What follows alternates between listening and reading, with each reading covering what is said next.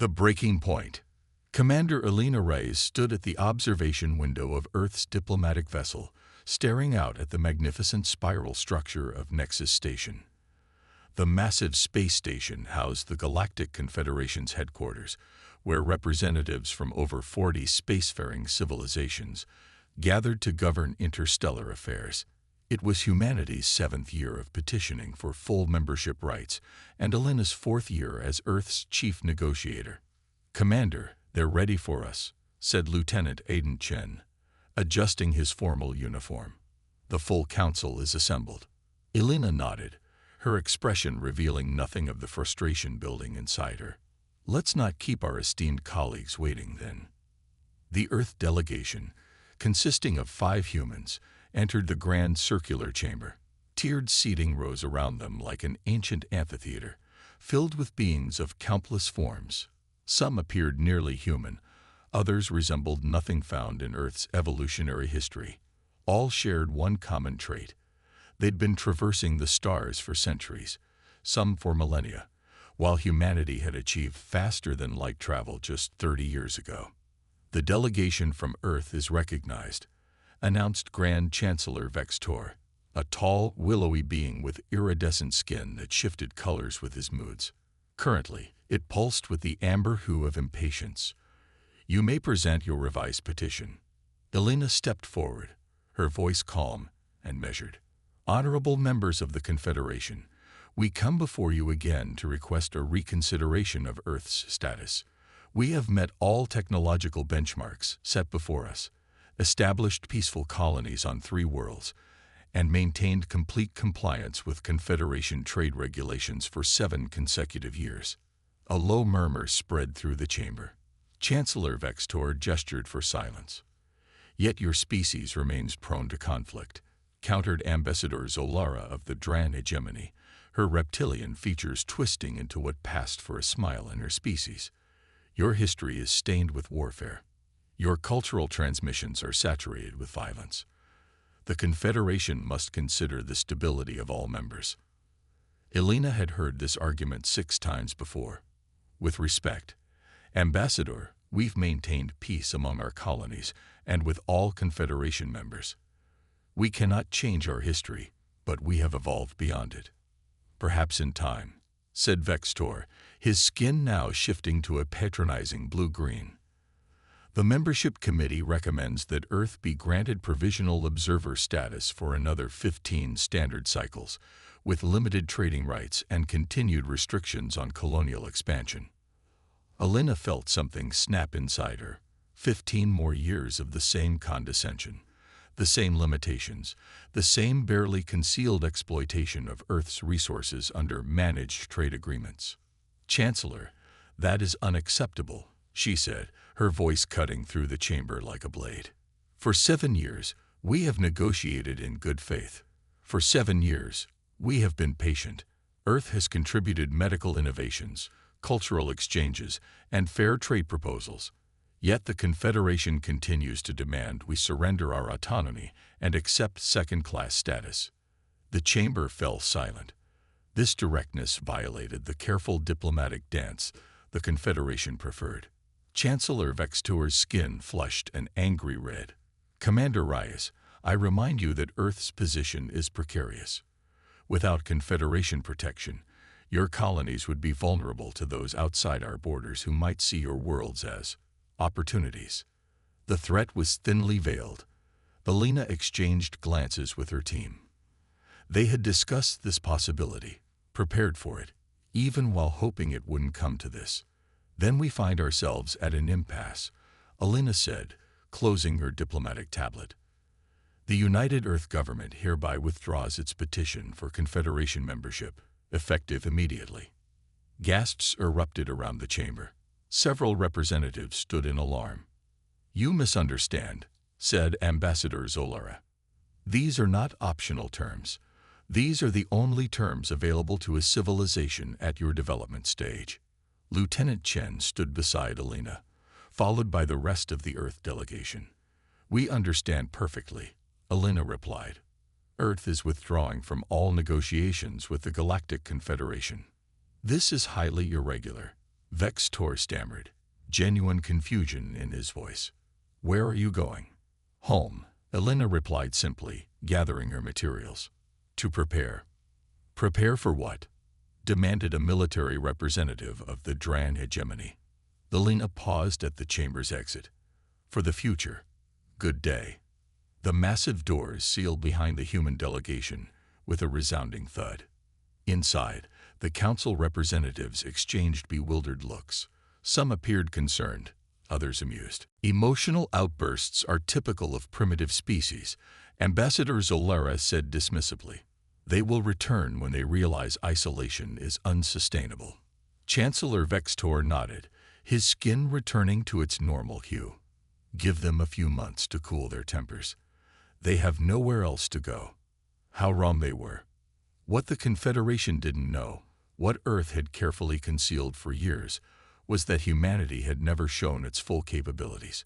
While diplomats kept the Confederation occupied with negotiations, Earth's scientists and engineers had been studying alien technology, improving it, and sometimes completely reimagining it. 3 days after withdrawing from the Confederation, the United Earth government convened in the secure chambers beneath New Geneva. Military Commander Sofia Rodriguez stood before the assembled representatives of Earth and its colonies. "For 7 years, we showed the Confederation only what we wanted them to see," she said, her voice firm. "Now it's time to reveal what humanity can really do." The wall behind her illuminated with images of ships and weapon systems. These were not the simple vessels the Confederation had seen. These were advanced warships with technology that would make even the ancient species pause. While our diplomats kept the Confederation busy, we built, Rodriguez explained. We studied their technology, improved it, and sometimes completely reimagined it. Dr. Marcus Kim, Earth's lead scientist, stepped forward. "The Confederation believes our fastest ships can travel at 20 times light speed. In reality, we achieved 150 times light speed 3 years ago." Murmurs filled the chamber. Some representatives had not been cleared to know this information until now. "We've also perfected quantum entanglement communication," Dr. Kim continued. "The Confederation still relies on communication relays and suffers delays of hours or days between systems. We communicate instantly across any distance." President Amara Okafor rose from her seat. "What are you suggesting? War?" Commander Elena Reyes, just returned from the failed negotiations, shook her head. "Not war. Independence, and alliance with others who have been treated poorly by the Confederation." The display changed to show 5 alien species, none from the Confederation's ruling elite. "The Trilari, the Mox Collective, the Vostigans, the Inderi, and the Hellion Republic have all reached out to us," Elena explained. "They too have been kept down by the Confederation for centuries. They're ready for change." The UES Defiance, Earth's most advanced warship, appeared on screen as it launched from its secret dock beneath the Atlantic Ocean. "The Defiance will secure the Orion Gateway," Commander Rodriguez said. "From there, we can control access to 5 key systems. Our other ships are moving to protect our colonies and establish contact with potential allies." The chamber fell silent as the representatives considered what this meant. Humanity was not just leaving the negotiating table, they were changing the game entirely. President Okafor finally spoke. "The Confederation believes we're having a tantrum and will come crawling back. What will they think when they realize the truth?" Elena Reyes smiled for the first time in months. "They'll lose their minds." That evening, President Okafor addressed the people of Earth and its colonies. Her image was broadcast to every human settlement across 4 star systems. "For too long, we have asked politely for our rightful place among the stars," she declared.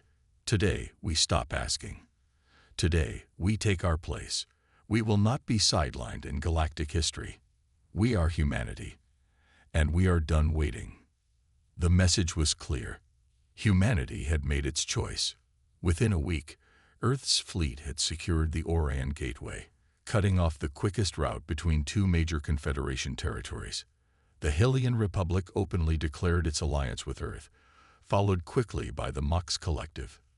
The Triluri, Vostogons, and Endari remained officially neutral, but their increased trade with human colonies spoke volumes. The Confederation's initial response was confusion, followed by dismissal. Surely this was a temporary rebellion that would collapse under its own weight. How could a primitive species like humans, along with a few marginalized civilizations, possibly challenge the established order? 2 weeks after Earth's withdrawal, the first Confederation patrol fleet approached the Orion Gateway, expecting to simply resume control. They were met by 6 human warships that outclassed anything in their arsenal. When the patrol commander demanded passage through the gateway, the human captain responded with a simple message. The gateway is under new management. Transit fees have been established. Confederation military vessels are currently denied entry. The patrol retreated, stunned by both the human ship's capabilities and their audacity. The message was relayed back to Nexus Station, where Chancellor Vextor received it with growing alarm. "This is unprecedented," he told his advisors, his skin now a troubled purple. "How did we miss this? How did they advance so quickly without our knowledge?" No one had an answer.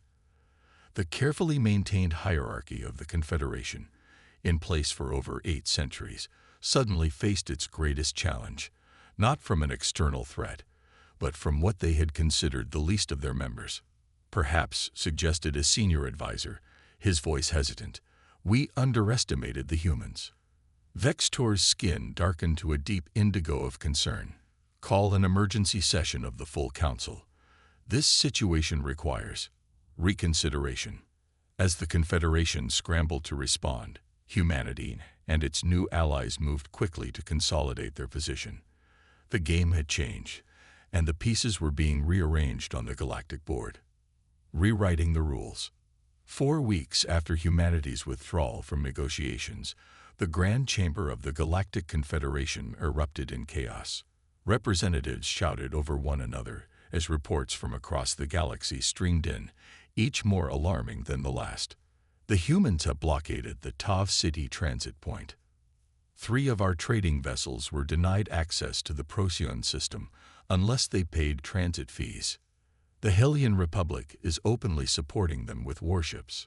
Chancellor Vextor, his skin now a mottled mix of red and purple indicating extreme distress, pounded his ceremonial staff against the floor.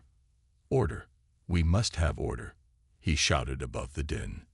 Gradually, the chamber quieted, though tension remained thick in the air.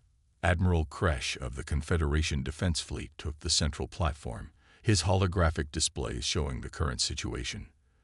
"The strategic situation has evolved," he began, choosing his words carefully. "Human ships have established control over 7 key transit points, effectively creating choke points in our trade network. Their vessels demonstrate capabilities significantly beyond our previous intelligence assessments." "How is this possible?" demanded Ambassador Zolara. "They were primitives just decades ago." Admiral Kresh's expression tightened. "It appears they deliberately concealed their technological advancement during negotiations. Our preliminary analysis suggests their vessels utilize a modified form of our own drive technology, but with efficiency improvements we haven't achieved."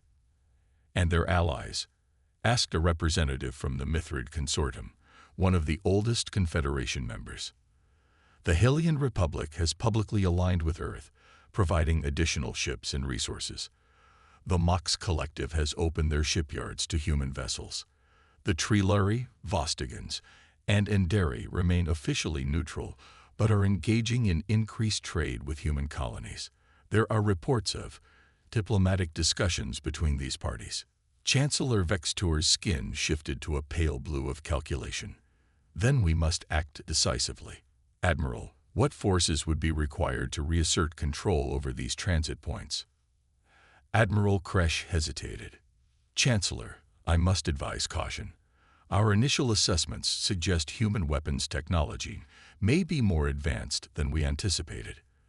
They appear to have developed directed energy weapons that exceed our current capabilities by a significant margin." "Impossible," shouted a representative from the military-focused Jexari Union.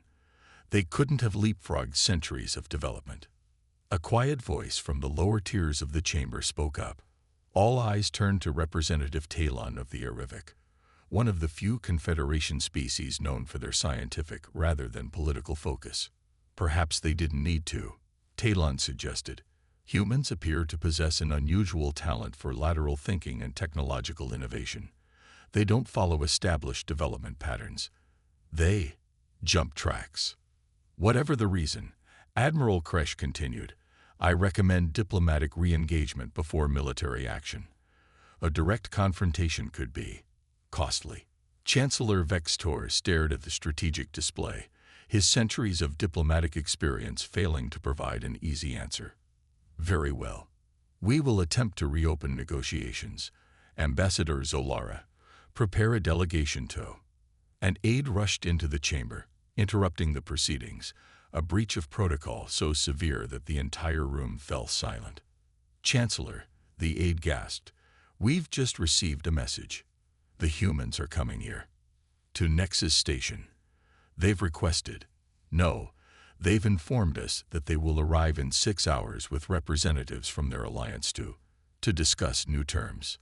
The chamber erupted once more, but Chancellor Vextor barely heard the commotion. His skin had gone ash-gray, the color of profound uncertainty. 5 hours later, long-range sensors detected the approaching ships. There were 7 vessels in total, 3 human warships, 2 from the Hellion Republic, 1 massive Mox collective trading vessel, and a small, sleek craft that sensors identified as Trulari in origin. Together, they represented a force that could potentially threaten Nexus Station itself. Their formation is defensive, not aggressive, Admiral Kresh noted, studying the tactical display. But the message is clear. Chancellor Vextor nodded grimly. Prepare the reception hall. It seems we will be hosting negotiations. The reception hall of Nexus Station had been designed to impress visitors with the Confederation's power and ancient lineage. Massive columns supported a vaulted ceiling adorned with astronomical charts of Confederation territory. The walls featured historical scenes from the organization's foundation millennia ago. Into this imposing space walked Commander Elena Reyes, now bearing the title of ambassador. She was accompanied by representatives from the Hellion Republic, the Mox Collective, and most surprisingly, a Trulari elder, a species that had long avoided Confederation politics. Facing them stood Chancellor Vextor, Ambassador Zolara, Admiral Kresh, and representatives from the 12 most powerful Confederation members. You return quickly, Commander. Forgive me. Ambassador Reyes, Chancellor Vextor said, his skin now a carefully controlled neutral blue. We are pleased that Earth wishes to resume discussions. Elena's expression remained neutral. Let's be clear, Chancellor. We are not resuming previous discussions. Those ended when Earth withdrew from negotiations. We are here to establish new parameters for galactic cooperation. Ambassador Zolara hissed softly. You overestimate your position. A few ships and temporary alliances do not change the fundamental balance of power. The Trulari elder, his name untranslatable to human speech, stepped forward.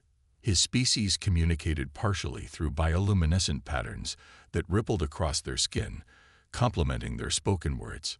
The balance has already shifted, he said, lights pulsing beneath his translucent skin. For 3,000 years, my people have watched the Confederation stagnate, maintaining power structures that benefit the founding members while restricting newcomers. We remain neutral because we saw no alternative. Now we do. The Hellion representative, Ambassador Theros, added her voice. The Hellion Republic has operated under Confederation restrictions for 6 centuries. We have waited patiently for equality that never materialized. Earth has demonstrated in weeks what we couldn't accomplish in centuries, that the Confederation's hold on power is based on perception, not reality. Chancellor Vextor's skin flickered briefly with red before returning to diplomatic blue. What exactly do you propose? Elena activated a holographic display showing a new organizational structure. the formation of a galactic alliance to replace the current Confederation. Equal voting rights for all spacefaring civilizations regardless of technological development stage. Open sharing of basic technologies for healthcare, environmental management, and quality of life improvements. Standardized and transparent trade agreements. Preposterous, Zolera exclaimed. You would append thousands of years of stability based on your emotional human need for equality. The Mox representative, a collective consciousness operating through a mechanical body, spoke in its harmonious, multi-tone voice. We have analyzed probable outcomes. Continued Confederation dominance, declining innovation, increased inequality, eventual systemic collapse within 300 to 500 standard years. The human proposal. Initial disruption followed by accelerated growth and innovation across all member species. Admiral Kresh studied the data scrolling across his personal display. They've already secured commitments from 17 civilizations, he said quietly to Chancellor Vextor, including 3 Confederation founding members. Vextor's skin paled. This is coercion through military threat. Elena shook her head. No, Chancellor. This is what happens when you underestimate a species. You saw humans as primitive because we achieved FTL travel later than others. You measured our worth by how long we've been among the stars rather than what we bring to the galaxy. That was your mistake. And if we refuse these terms, Ambassador Zolara demanded, then the Confederation continues with whoever wishes to remain. Elena replied calmly. The Galactic Alliance forms with our current partners. Trade between the two entities would be negotiated, but restricted. Transit points would remain under Alliance control. You would be isolated from approximately 60% of current Confederation territory. The room fell silent as the implications became clear. This wasn't a negotiating position. It was a fundamental restructuring of galactic politics.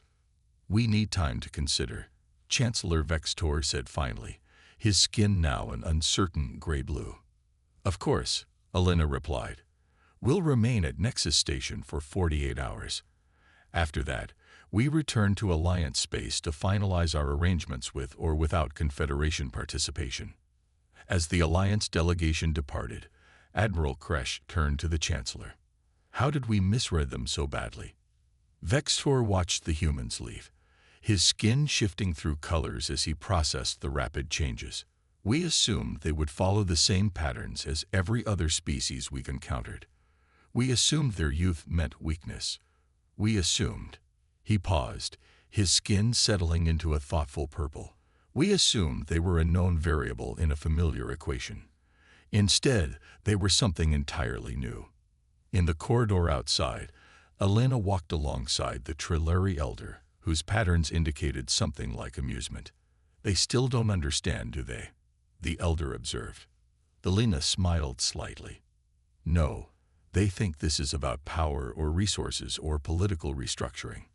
When in fact, it's about potential, Elena said. Humanity didn't advance quickly because we're special. We advanced because we weren't held back by artificial restrictions. Every species in that room could have done what we did if given the chance to innovate freely. The elders' patterns shifted to express agreement, and now they all will have that chance. That's the point, Elena replied. The galaxy is about to become a much more interesting place. By the next day, 3 more Confederation members had approached the Alliance delegation to discuss terms. By the deadline, the number had grown to 22, including 2 founding members. The Confederation, after 8 centuries as the unchallenged authority in known space, was dissolving. Not with a war, but with a realization. The future belonged to those who could adapt, not those who clung to past glory. Humanity hadn't conquered the galaxy. They had simply shown that the established order wasn't as immutable as everyone believed. And in doing so, they had changed everything. In the observation lounge of their ship, Elena stood with Lieutenant, now diplomatic officer, Chen, watching the magnificent spiral of Nexus Station against the backdrop of stars. Did you ever think it would work this well? Chen asked. Elena considered the question. I hoped. But I think even we underestimated how ready the galaxy was for change. What happens now? She smiled. Now comes the hard part, building something better. As their ship departed Nexus Station, signals were already spreading throughout known space, carrying news of the Galactic Alliance. A new chapter in interstellar relations had begun, not through conquest or dominance, but through the recognition that true strength comes from cooperation among equals. Humanity had taken its place among the stars, not by following the established path, but by charting a new one, and inviting others to join them on the journey.